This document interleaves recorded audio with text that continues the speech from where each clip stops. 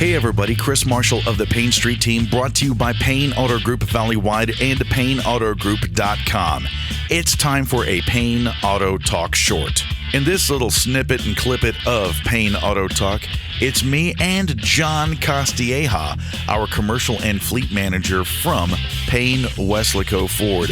And John has some really cool stuff. I mean, it was a 3-hour Payne Auto Talk episode, and that's a lot. But guess what? We're going to condense it down to this little clip here, and a lot of cool stuff is happening with Payne Auto Group's commercial and fleet at Payne Weslaco Ford. And away we go. You know what it reminds me of is this SimNet talk. It's our transition going from gas engines to electric vehicles. Yeah, like, that's it's kind of, it has like a little similar tie because now we're going into this change and this. And I was about to say direction. With this whole hybrid thing, I know we have the Ford Lightning now. That should be coming out hopefully by the fall. Are they going to do electric commercial trucks and stuff? Yeah, because I know Fleet. Well, Fleet isn't just big trucks. I mean, it's also cars. Jim Farley, the CEO of Ford Motor Company, he announced that, I quote, Ford Pro is leading Ford's transformation to an always-on relationship with our customers, and it is one of our biggest bets to lead the connected electric mobility future. And I quote, that's coming directly from the Ford CEO saying, from a commercial aspect, we are going in providing the electric vehicle, because at the end of the day, I mean, if you really think about it, electric vehicles for some of these guys, now the businesses don't have to spend on fuel or any of that sort. Now especially if you're a road dog out there. You know, if you're using your fleet vehicle, let's say a car to be a people mover, or let's say you're an accountant or a bean counter for your company, and you got to travel a long distance. Right. I can see that. Yeah. Ford Pro system. It's basically it's telematics. They're going to be able to monitor from their motherships as well as ours.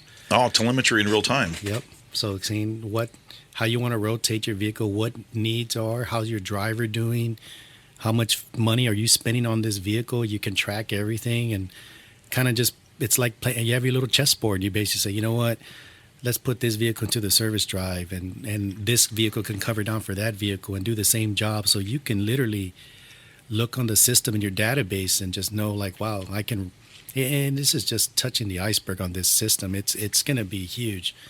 And we're going to provide the training to the actual clients for that too. So, and retraining if they need. So availability. So it's being in a commercial field is going to be a lot of responsibility, because not only, just like everything else, you got to train the trainer, and then we got to train their trainers and making sure that they're using the system properly. So what I was going to do is kind of keep an eye into making sure they're using it effectively. And if not, go old school and send them an email. Hey, click on this button, do a couple of things. I noticed you didn't use it this, and make some changes for their businesses. And I think the companies will be more appreciative that we're helping them help themselves. Yeah, well, it's like the Ford app I have on my phone, because I took that 2019 Expedition, and it lets me know about oil changes and whatnot, but that kind of telemetrics. Right. It also, let's say, if somebody has, let's say, if it's coming out, it probably is the e-Explorer, like the big e-Explorer. Oh, yeah, there's quite a bit coming out from Ford. Yeah, and let's say they're in fleet commercial and they have an issue on the road, then our Service Pro van goes out there and does up the motor or the battery system, or does that update or something. And a lot of these vehicles, they're going to get points, and they can use their Ford. Yeah, because I've got points. Yep. Yeah, I've got Ford points here. It's much like travel points. And I always tell everybody, a couple things they want to get. Keep it simple. Maybe get the jump battery system where you don't have to have another person jump you. You could just jump yourself. Oh, yeah, a little module, yeah. And it's right there in the vehicle, ready to go. And some people that want all-weather mats because they're up there in the oil fields and they're real dirty. Yeah, I was about to say those rubberized oil-resistant mats. Oil change. You can use your points for oil changes and stuff like that. So that's one of the things where Ford has points that points can be anywhere from a couple $100 to about $1,000 worth of merchandise. They need like rims, or if they want to change tires, or that's all that stuff they can buy that stuff with. Of course, we even have our own credit card now, so they can actually we have a credit card for the customers. Wow. Whether it be a regular customer or commercial, they can get a credit card at 0% for 6 months, as long as they use, I think it's over $5,000 or $6,000. And, depending, if they're qualified, they can get up to like $10,000. Wow. So a lot of these guys are using they're triple dipping. They use a credit card, they get the 0% for 60 months, they use that as their down payment. They pay that smaller amount back. they get the points. Yeah, they're racking up points. And they're buying merchandise. Awesome. So and also like with the point system and the telemetrics, let's say a customer takes their vehicle and let's say they're in Corpus, they have a recall and they take it in, the recall is done, and let's say they're a couple of miles, or let's say they're not quite yet to that part of the service, but they go ahead and do it anyway through telemetrics at our Ford store, Weslaco Ford. They're going to know it all reports back to the mothership of Ford, and everybody else knows. So no matter where they go, they're taken care of, and everybody's on the up and up. At the end of I say this a lot at the end of the day. I don't know why. It's something that's stuck in me, but it seems like the telematics system literally ties into the other T, time management. And and I always tell people it's the most important thing that we don't have is time. Yeah. Time is what we can't get back. Time costs money. Time is what, nobody has. So this telematic system is designed to save you time, and you can time manage your company as not as easy as possible in a sense. It's there to help you move the pieces you need to move around to overall just going to go, okay, you know what? Today, on Monday, I'm going to do this. And this is how much money I'm saving. And then Tuesday and Wednesday and everything else. And it's literally, I notice a lot of the small businesses will have a spouse that can monitor the telematics for them at home while she's doing her home job, because now there's a lot of people working from home. That's right. So, or if that family member or somebody is working from home and they're the accountant, they can sit there and will it show you a projection? Pretty much. It's giving you everything you need to know about the whole process of. And you can project your cost over time. Yes. That way, if you do want an upfit or to put money back, awesome. And then in the EV direction, electric vehicle direction, it's taking it to another level of things. In the EV world, they're very emphasizing about how do you plan your day. Basically, you're going in there. In certain ways you charge it. You can actually pre-plan everything from the initial charge the night before. So the vehicle itself, from a commercial standpoint or regular standpoint, that vehicle stays plugged in and doesn't start losing its percentage till you hit drive and you're leaving your station. Nice. So you're really not going, let me turn it on and you plan it. Like it'll start up and it's ready to go. Because remember, you can actually start your car from your cell phone now. Yeah. And you can, check everything from your cell phone too. So it's quite a bit. Some of the telematics there, like mine, it'll have a little gauge or a little graph to show me, this is how far you have till your next oil change.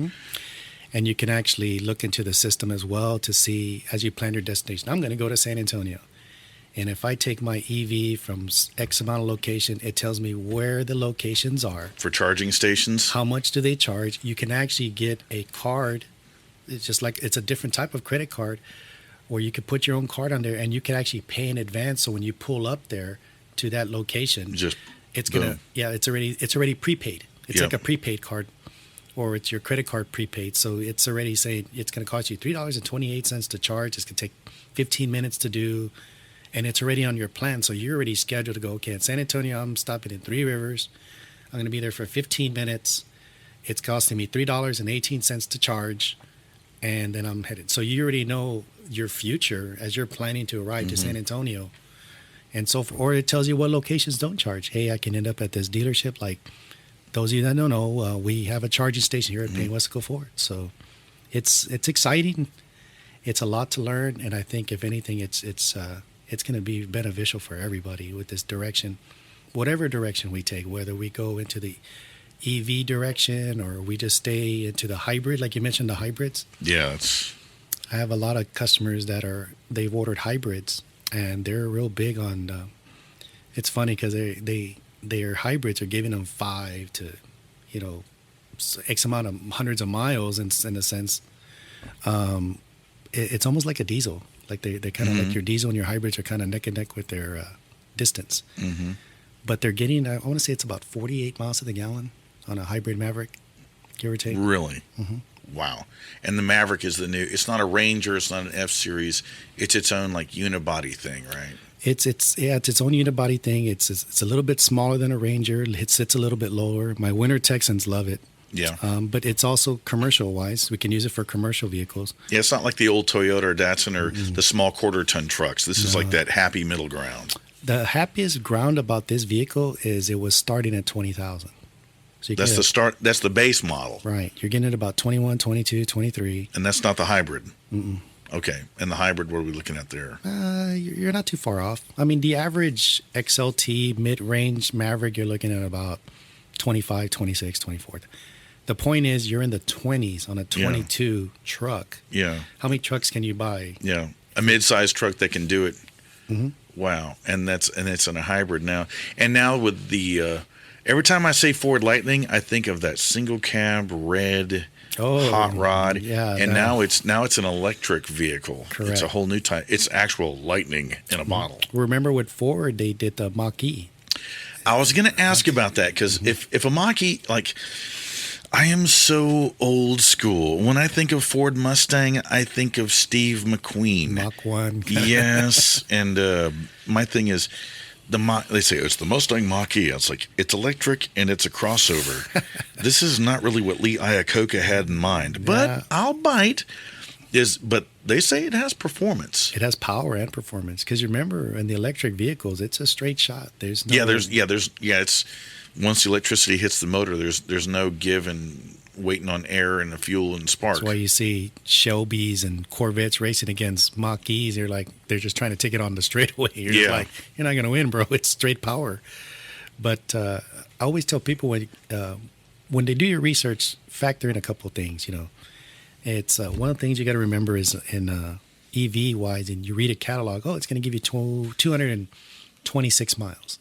On a single charge? On a single charge, you go, okay. But I always tell people, now, are you going to take this single charge without your air conditioning running, your radio running? Yeah. It's natural power, so you got to factor in those things. So when you talk to your sales consultants, make sure that you it's like every time you raise and lower that window, or if you're driving at night with your lights on. Yeah, what's a realistic number on electric vehicles wise? So, but once again, it's nothing to just make sure you plan accordingly. You go, okay, I thought I was getting 226 miles, but maybe I'm getting 205. Yeah. So when I plan, I should plan for these locations to recharge. But of course, they give you warning lights and everything. It tells you how much distance you have. And how many charging stations do we have in the valley for, let's say, a Mach-E driver of these? Oh, there's quite a bit because everybody's jumping on board. I know Buc-ee's was leading the chain with that stuff. Really? Yeah, so I didn't know. Yeah, we ain't getting the Buc-ee's in the valley anytime soon. But a lot of these, what is it, Loves and everybody else? Yes, the truck stops. There's Loves and what's the other one? Flying J. So they're actually doing, and as I'm getting a gummy bear because I can't take it. I got a green one. Go Army. And one of the big questions is, and it's not like an elephant in the room, but right now, yes, a petrol burning engine. Let's say, well, when Peterbilt goes electric, then we'll see what those things can do.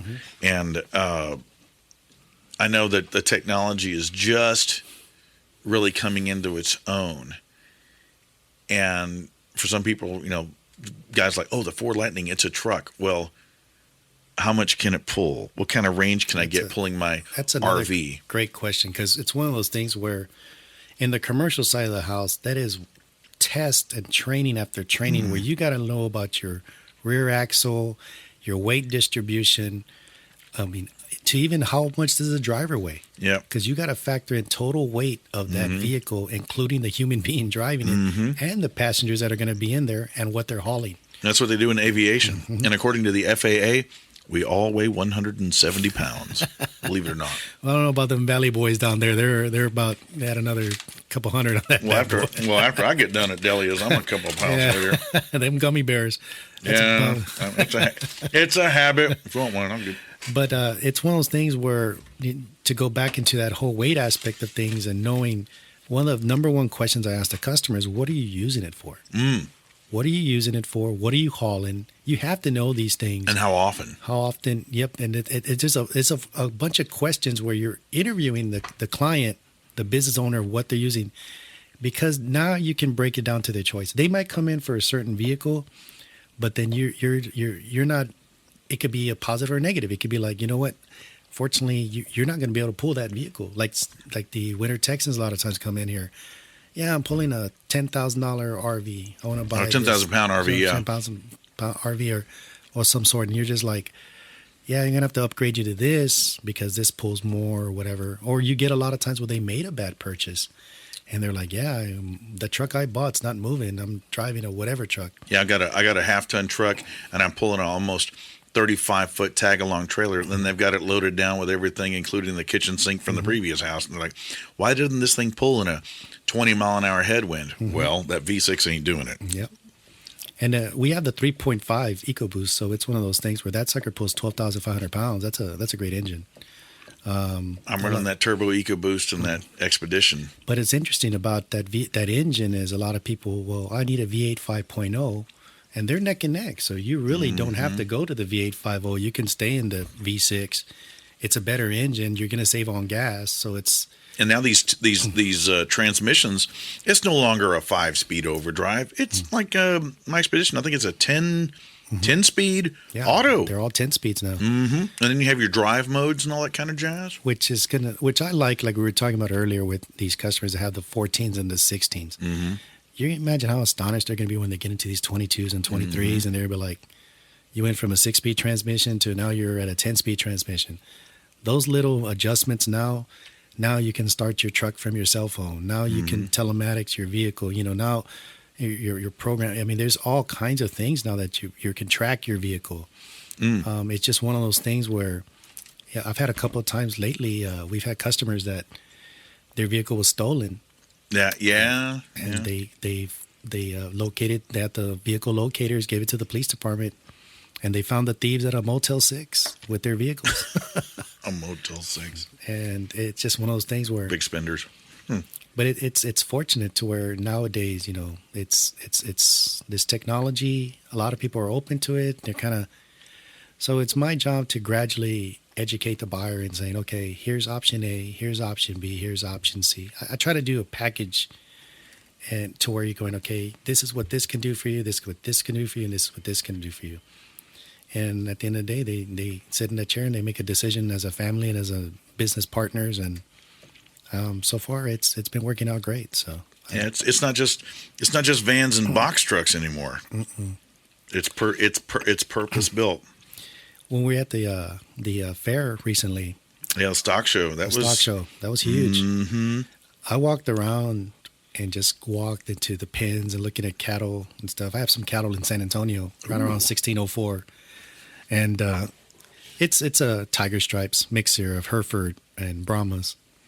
And I was meeting some of these, we're talking cattle, and I know a little bit about it. And I would say 90% of the people that I talked to are Ford.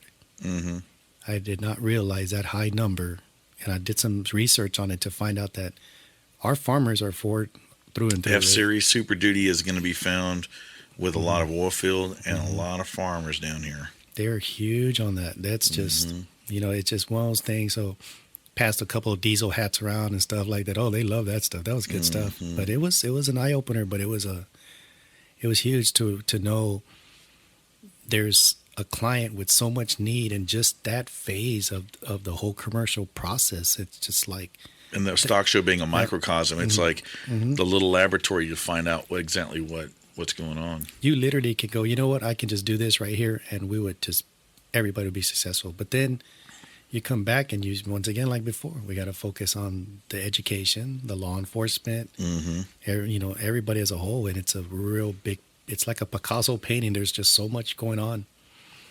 And it's just one of those things where I think, honestly, now that Payne Weslaco Ford is a CVC, it's just going to be...